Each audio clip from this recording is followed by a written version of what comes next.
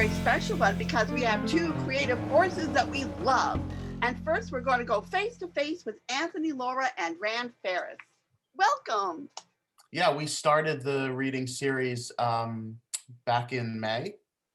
And we started it just kind of for fun at first. And then after I think we did Doubt in June, we started picking it up and then doing a few more per month. And then we increased it into this year. So it's been wonderful. How do you choose your subjects? I mean, they're so different. I mean, you have new and you have old, like Tennessee Williams and Hillary and Clinton, and then Through a Glass Darkly, and then originals. And you're also reading screenplays too, right? Screenplays. We do, yeah. We're reading our first screenplay again this month for the year for My Girl. So a lot of actually what we choose, we have particular subjects that we like, that we focus on, mental illness, particularly stories about women. But we have a very large ensemble. So we also like to pick works that will highlight them in ways that they haven't necessarily been highlighted before. So it continues to be a challenge with all the work that we continue to do. So we like each member of the ensemble to consistently be working with what we're doing. I feel like all the productions that have been chosen, also Anthony just mentioned, like he wants to include all ensemble members, but I think also all of the roles that everyone is being put in also help them grow as actors. For example, like I'll speak from my personal experience because I don't want to speak from everyone's, but I feel it's a mutual thing. Like playing Blanche in Streetcar was a big challenge for me. And I mentioned this to Anthony in the beginning, like I felt like I wouldn't necessarily be chosen to play Blanche, like just based on like where I'm from, my ethnicity, my age, just all of this stuff. So I think it's really what I really love about Face to Face is that we are able to explore characters such as Blanche Dubois, such as like Karen from Through a Glass, that I don't feel I would necessarily be exploring in my career currently as an actress at this age in New York. So it allows us to gain perspective and grow by just being put in these characters' shoes. So that's something I really love because there's really no limitation, I feel, in Face to Face and being any character. There's such a wide range. And if you look back at when they first started the reading series, because I only joined in around August, you will see that all the cast members before, the ensemble members, have played such a wide range of characters. So it really helps us just keep on growing as performers, which is really beautiful. It gives you a chance to do parts that you wouldn't do ordinarily. Exactly, yeah. So how did you get this ensemble together in the first place?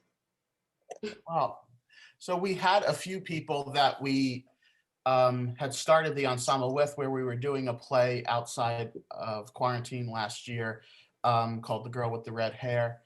And then we wanted to start increasing the ensemble. And so we asked for recommendations from actors that we knew through casting notices as well.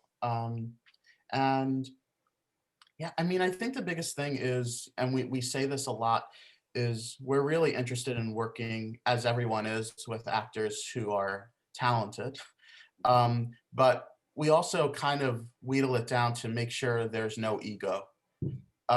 Because everyone in our company is always rooting for the other person, whether they're in a show, whether it's just in our company. People are coming to me saying, I like this property for myself, but I think it would be better for this person. So is that possible really that there's no vanity in actors? It's like, I don't have that experience, I'm sorry. It's not easy to find. You're very lucky. You're very, very lucky. Thank you. It was not easy to find, I'll tell you that. Yeah, don't get me started, but it's lucky you. Anthony, is your primary interest in? Do you want to direct film rather than stage? Yeah, I mean, that's what it started as. I don't, it's not one over the other for me. Right now, obviously, the reason it's more theater driven is because of COVID. But yeah, we have some web series in production. We have some films still in production. Sorry, in pre-production. Hopefully going into production maybe later this year. But yeah. Do you have a great screenplay that you want someone to do? Practically everybody's got a screenplay. I have a screenplay. Yes, I mean, I have a lot, and you know, we started shooting one right before quarantine, and then we took a break on it because it's something that it's different. It's like 10 different stories within, so we were shooting different segments at a time. Are you a New Yorker, Anthony? Yes, I grew up in Long Island, and then I lived in the city. For the quarantine right now, I'm in Connecticut, but yeah. How about you? How about you, Ran? Are you from around here? So I'm actually from the Middle East. I'm from Jordan, and I've been in New York I just hit my 5-year mark like like a week ago. So I've been here for 5 years now. I wouldn't be able to tell that at all with your speaking. Excellent. What part of Middle East? What part? I'm from Jordan. Oh, nice. Yeah. Are you also from, where are you from? I was I'm curious. from Pakistan. Oh, cool. My Nice. name is Egyptian. Sharif is very Yeah, Egyptian. that's why I saw it Yeah. and I was like. I almost got to Jordan once, but it just never happened. You know, I was very close, but I just didn't. Yeah. Well, I hope you make it one day soon. One day, Yeah. inshallah. Yeah. Inshallah. Also, I wanted to just like say a little tiny thing on Bina. Is it Bina? Bina. Yeah. Bina. Bina Sharif. Bina Sharif. I like your name. On the vanity part, you know what? It's a good topic to bring up because I think like between a lot of like artists and actors, you don't want to feel like you're competing. You know, like it's not a nice feeling to feel like you have to compete with other actors or to feel like you're less than or better than, but it's just like it comes with this form of art, I guess. But I wanted to say, I think the reason why in face-to-face that's not as apparent as you would see it in the outside world, I guess it's because of the fact that everyone seems to get an equal play in these productions. You know, like everyone is treated in the same manner. People will play small roles, people will play lead roles. Everyone gets to play the same amount and also gets to choose what they want to be. And like with this new season, I think Anthony approached everyone and also asked them like, what would you want to be? And would you rather be in this or that? I was curious, have you ever thought about doing a musical there, you guys? No? I thought about it, but no, it doesn't. Unfortunately, I mean, even with like the small musical aspects that we have, they don't work very well without without the proper resources. Yes. It's very different. I mean, solos are great. You have a new singer. What's that? You have a new singer in your group. We do, Madison C. Gray. Yeah, so she's someone who's going to be singing in all of our work. In pre-shows, intermissions, and also incorporating songs into the plays and films that we do. I mean, as ensemble players, do you end up, because you're this collection of people, like finish each other's sentences, can sort of read each other's minds? Do you have like your own kind of communication because you kind of squished all together and you've been working so long? Yeah, I mean, I think particularly from last to this year, we do kind of have the same language in what we're looking to approach. And you know, again, we have a company meeting every month that includes, we have creative partners as well, who are several of the actors, and we come in with ideas about what we want to explore for the next few months, both in terms of work and in growing the company. And I think the meetings have gone on. We can see how our values have come together where we are. thinking about the same things now. Everyone is developing a very, very good technique for Zoom. It's less and less like reading and more like acting every time. Not that you ever had that problem particularly, but truly, your people seem to know their lines, which is really really nice, and not obviously read. And that's great. Very nice graphics for this last one. Very nice, the backgrounds and all of that sort of thing. Do you have someone new that's working with your Zoom, or is this just your techniques are improving? Yeah, no, it's just me trying out new things. I know the feeling. I know the feeling exactly. Yes. Cool. Yeah. Well, it's very, very lovely to have met you both, and thank you both for coming. I can't speak more highly of this group because they are consistent, and their people are. It's very interesting to watch them from time to time. So I really, really do enjoy your work, and I'm looking forward to what's going to happen this year. That's great. So what is coming up next? Just quickly let us know what we can look forward to. Sure. So this month we have 3 shows. We have Rand on the 21st doing a one-woman show of Anna Devere Smith's Twilight. And then we are doing on the 27th a reading of the film My Girl. And then on the 28th we are doing a performance of the play Proof. And now we have Stephen McCasland, who has put together this wonderful, one of his plays that Mark has seen. This is his 3rd version of seeing this play from, I think, 2014, Little Wars, that is getting this really slick British production right now from Quiff Media. Ginger Quiff Media. They are a group of producers from London. Thomas, oh goodness gracious, I want to get this right because they're such lovely guys. Thomas, I can't right now, but Thomas, Michael, and Bailey.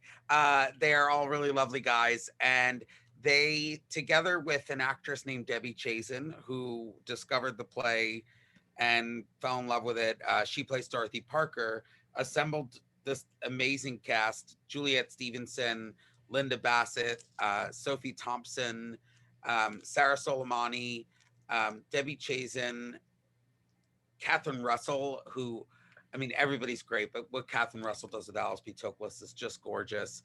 And a young up-and-coming stage actress, Natasha Karp, who is, I think, going to be just a big star. And they've put it together over Zoom. The entire thing was filmed in everybody else's separate homes. They did it all over Zoom, and they put together a really beautiful production directed by Hannah Chiswick. And I'm really happy with how it came out. I just never expected it to get this much attention, which is great. The producers are Thomas Hopkins and Michael Quinn. I couldn't see the names. And it was filmed at Southworks, the Union Theater.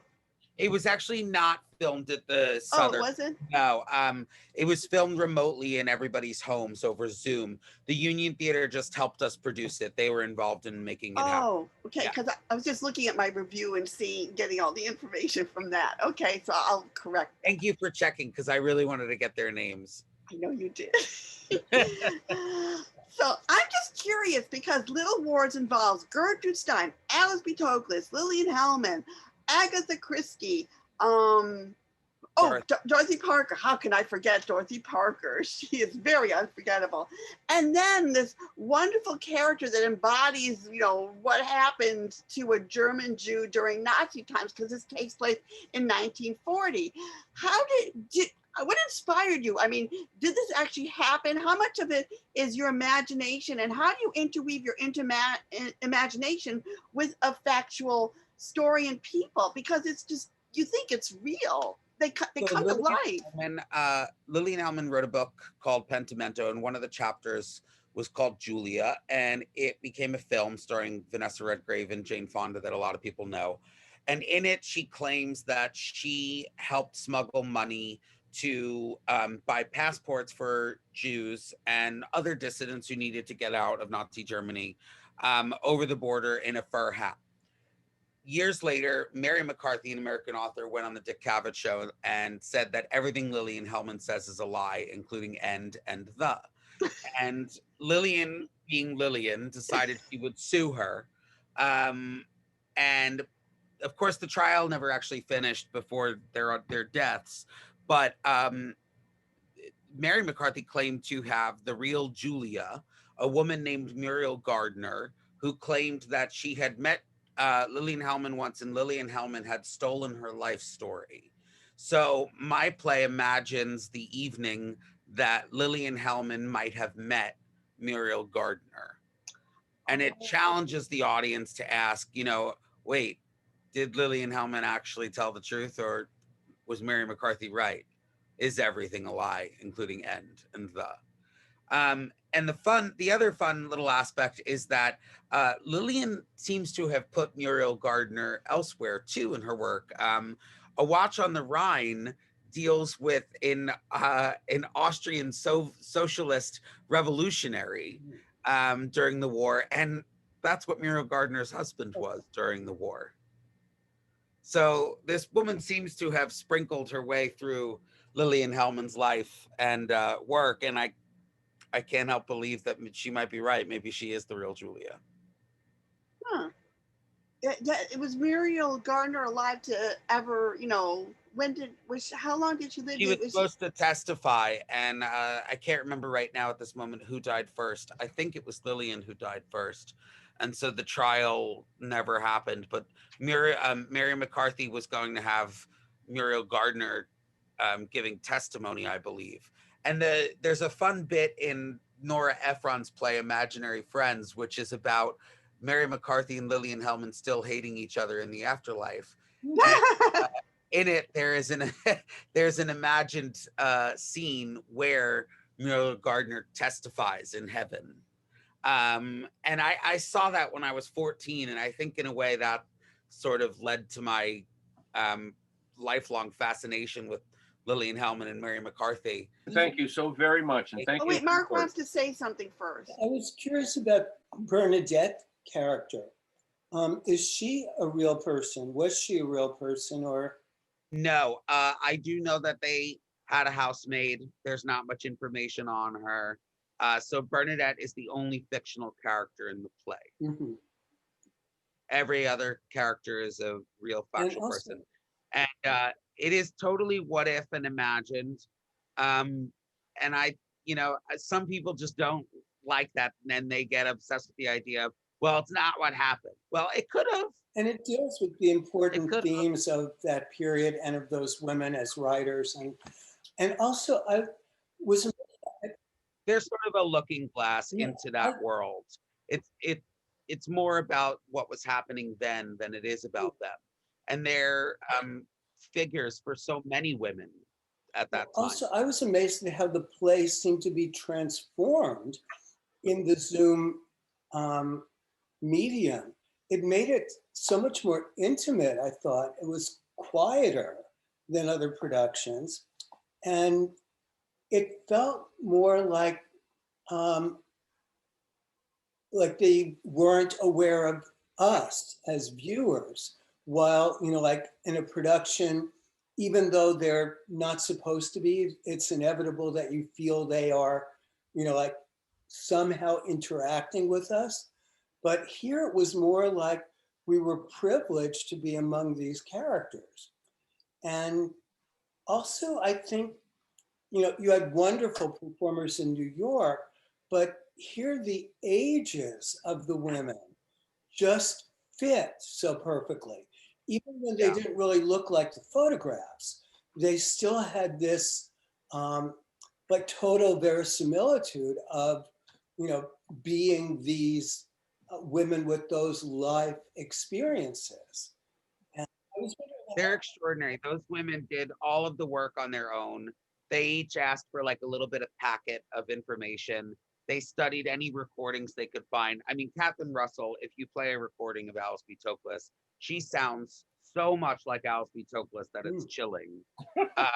The work they all put into it is really, really wonderful. And I constantly feel beyond privileged that women of that caliber and actors of that caliber were there for Is my this the play. first time that you've seen one of your works produced by a totally different group?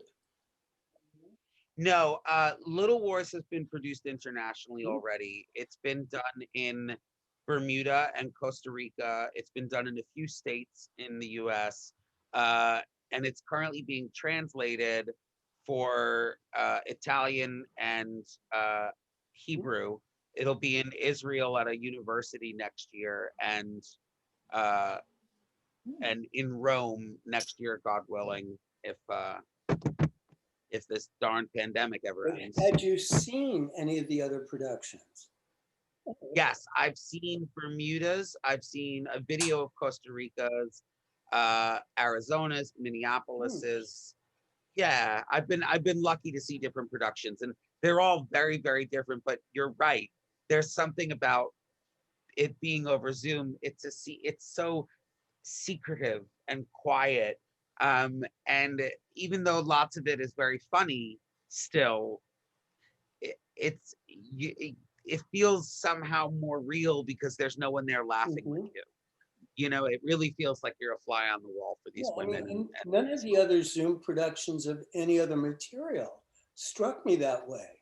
You know, it's, other things were just kind of like, they somehow fit into Zoom and they might have some better than others, but this was really transformed by it. I Thank thought that you. was Thank extraordinary. you. Yeah, that's really owed to Hannah Chiswick, our director, and John Brana, our graphics editor. They both did amazing work together, and they worked very, very hard and very long hours. Get that cast together in the first place. I mean, who? Well, Juliet Stevenson is a friend of mine, so that was the easy part. And then Debbie Chazen, who plays Dorothy Parker, knew just about every other woman and put out calls and said, "Do you want to read this play and then do it with me?" And it just sort of happened. It was all phone calls, one to the other, going, "Ooh, are you free?" And all of these women were friends for the most part, and we had a great time. Being in a Zoom room with them was just heaven. Well, They are thank you just very much. wonderful actors, you. you know. I mean, they add so much to the writing. They are fabulous actors. Yeah, You they can't really go are. wrong, and you are a great writer. So I mean, Thank you you. know, yeah. Well, we do have to move on. I'm sorry. Very sorry, because I've been really enjoying your conversation. And I thank you. warned Thank you, I don't very shut much. up. You hated Falling Stars? Yeah. No, I loved it. Mark hated it. I liked it, and they're my friends. Well, I mean, they seem like nice people. I just didn't get the talent. So Oh, I gave it a rave review. I gave you and them a rave review, and I really was shocked that Mark didn't like it, because I found it, I mean, like you, I like finding out stuff about old musicals. So for me, it was like So, yeah. yeah. So I couldn't imagine anyone not liking it. So that's why I'm so surprised. Like I thought it was safe from curmudgeon-y Mark. well, Yeah. the description really got me intrigued. I wanted to like it, but I was gritting my teeth through the whole 51 minutes. See, at this point, I usually hit Mark with the play because we always violently disagree about things. All right, okay. Ava, you know how much I hated the Temptations musical. When we went together, I hated that with every fiber of my being and wrote a nasty review. And now I'm going to shut up so you can record. So you've heard from Stephen McCasland. So now on our Facebook page, you can hear our review of Little Wars from Mark and me for Ginger Quiff Media, Thomas Hopkins, and Michael Quinn. They also have another one in repertoire with them called Falling Stars. And you can read on page how much Mark and I totally disagreed, where of course I loved it and he hated it. But now we have Jay Michaels with Indie Influencers. Take it away, Jay. This is Jay Michaels, and this is Indie Influencer on High Drama. I just got 1 minute, and I got a million things to tell you. Have you found that during this pandemic, you kind of forget what day it is, or month, or whatever? So I guess it makes sense that the York Theatre is now discussing a Christmas musical. Their In the Works series continues on February 10 with my old buddy Granville Wick Burgess and his musical, A Country Carol. It transforms Dickens' classic into a rollicking piece about Evan, a country songwriter seeking fame and fortune, but his infidelity just might cost him his love and his family. Now, also, Infinite Variety Productions is showing us just what infinite really means. They're creating a docudrama about isolation. They are also creating a new play, which doubles as an art piece called Can We Talk, about two roommates stuck together thanks to COVID. And yeah, they're going to turn that into an independent film after the play is produced. A piece also called Underground Astronauts is being created by them about the women who went to South Africa and journeyed through the Rising Star caves to bring up history-changing fossils. Wow, talk about isolation. Plus, they have another solo piece coming, museum collaborations, international work, so much more. And speaking of the fantastic, the Boston Sci-Fi Film Festival begins this week with panels, discussions, events, and over 75 amazing stories told to us on film by emerging filmmakers. Now, the Boston Sci-Fi Film Festival is the longest running genre film festival in America. Visit them at bostonsci-fi.com to see why. It looks like 2021 is certainly making up for lost time. This is Jay Michaels for Indie Influencer on High Drama. Now, where was I? Oh, yeah. Bring this up quickly. Also, Performer Insider is still going on. If you can still get it, and it's even better than before because I used to call it the cultural heartbeat of New York City, but now we can call it the cultural heartbeat of Zoom theater because it lets you know all the virtual theater that's going on, and there's so much of it. I mean, there's pages and pages. So if you're tired of binging on Netflix and all those other things, binge on theater. So, and I'm going to try to get David Lefkowitz on our next show, who is the editor-in-chief. But for now, our next show will be February 27th. And again, more information on our Facebook page. You can go to YouTube, see the full show there, the 28-minute show, and in past shows. That's great. Wonderful to see you all. Is everyone healthy? I Thank you hope. very much. Everybody else. Great to see you, everybody. Okay. Thank you. Thank you. Get the vaccination.